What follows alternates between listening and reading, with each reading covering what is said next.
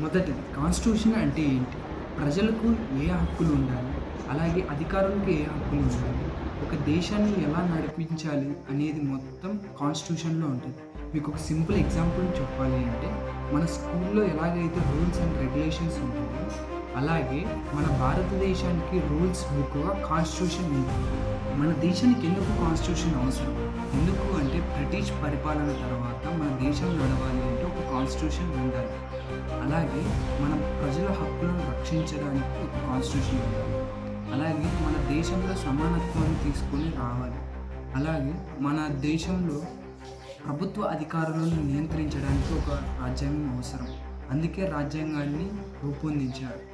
చట్టం ముందు అందరూ సమానమే, అందుకోసమే మన రాజ్యాంగాన్ని రూపొందించారు. 1946లో కాన్స్టిట్యూషన్ అసెంబ్లీ ఏర్పడింది. ఇందుకు గాను దేశ నలుమూల నుంచి నాయకులు వచ్చారు. అలాగే అందులో భాగంగా బిఎన్ రావు గారు వచ్చారు.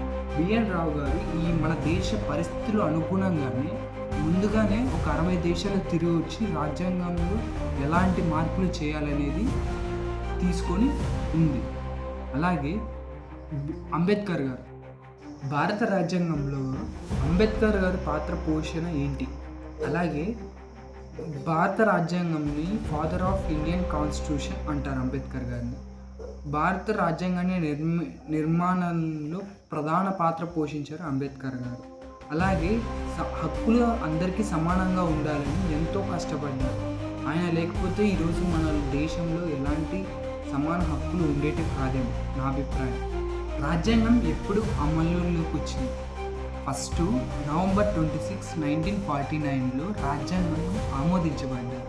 అలాగే 1950 జనవరి 26న అమల్లోకి వచ్చింది. అందుకే మనం ప్రతి సంవత్సరం రిపబ్లిక్ డే జరుపుకుంటాం, చాక్లెట్లు ఇచ్చేయడానికి కాదు.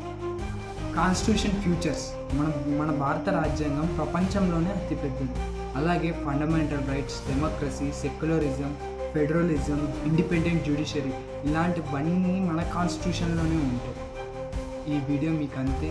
ఇది నెక్స్ట్ పార్ట్ 2 రాబోతుంది. లైక్ చేయండి, షేర్ చేయండి, సబ్స్క్రైబ్ చేసుకొని మీకు నచ్చితే.